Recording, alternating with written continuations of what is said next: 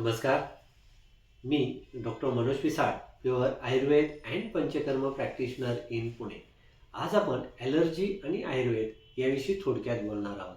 कारण अलीकडच्या काळामध्ये ॲलर्जीच्या रुग्णांमध्ये ही सातत्याने वाढ होताना दिसते. बऱ्याच जणांना वेगवेगळ्या प्रकारची ॲलर्जीची समस्या भेडसावताना दिसते. आता ह्या ॲलर्जीमध्ये आयुर्वेदामध्ये काय सांगितलं आहे का? आयुर्वेदामध्ये त्याच्यावरती काही उपचार आहेत का? तर हो, आयुर्वेदामध्ये ॲलर्जीवरती अतिशय चांगल्या प्रकारची उपचार पद्धती आयुर्वेदामध्ये सांगितलेली आहे. आता हे ॲलर्जी कोणकोणत्या असतात? तर बऱ्याच जणांना निरनिराळ्या प्रकारची ॲलर्जी असते. कोणाला उन्हामध्ये गेल्यानंतर उन्हाची ॲलर्जी असते, कोणाला वातावरणात बदल झाल्यामुळे सर्दी, नाकातनं शिंका येणं, नाक ब्लॉक होणं, डोळ्यातनं आग होणं या प्रकारची ॲलर्जी असते. कोणाला दूध आणि दुधाचे पदार्थ खाल्ल्यानंतर सगळ्या अंगावरती खाज येते, सगळ्या अंगाच्यावरती पुरळ येतात. कुणाला परफ्यूम किंवा अगरबत्ती यांच्या वासाची ॲलर्जी असते. असे निरनिराळे प्रकार हे ॲलर्जीचे आपल्याला दिसत आहेत आत्ता सध्याच्या काळामध्ये. तर ही ॲलर्जीची लक्षणं दिसण्यामागं महत्त्वाचं कारण काय आहे? तर ह्या महत्त्वाच्या कारणामध्ये तुमची इम्युनिटीची जी ताकद असते, ती इम्युनिटी कुठेतरी कमी होताना दिसते. तर ह्यामागं आयुर्वेदाने वात, पित्त आणि कफ हे 3 दोष आणि तुमची पाचनशक्ती जी आहे त्याच्यावरती आयुर्वेदाने फार फोकस केलेला आहे.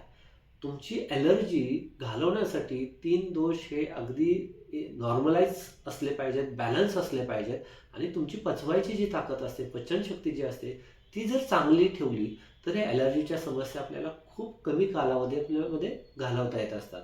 आता ॲलर्जीची दुखणी झाल्यानंतर प्राधान्याने चिकट जे पदार्थ असतात, बेकरीचे जे पदार्थ असतात, मिल्कशेकसारख्या गोष्टी असतात किंवा आईस्क्रीमसारखे जे पदार्थ असतात, ते तुम्ही शक्यतो टाळलेले बरे असतात.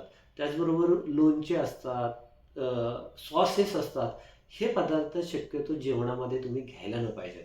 ह्या पदार्थामुळे तुमची पाचनशक्ती जी असते, त्या पाचनशक्तीवरती अतिरेक दबाव येऊन कफाची उत्पत्ती जास्त होते, पाचन अगदी मंद होते आणि ॲलर्जीचे त्रास आणखीन भेडसावत असतात.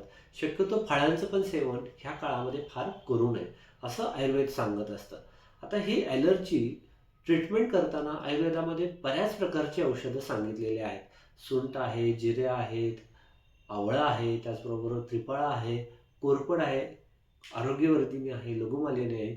अशी निरनिराळी प्रकारची औषधं हे आयुर्वेदामध्ये सांगितलेली आहेत.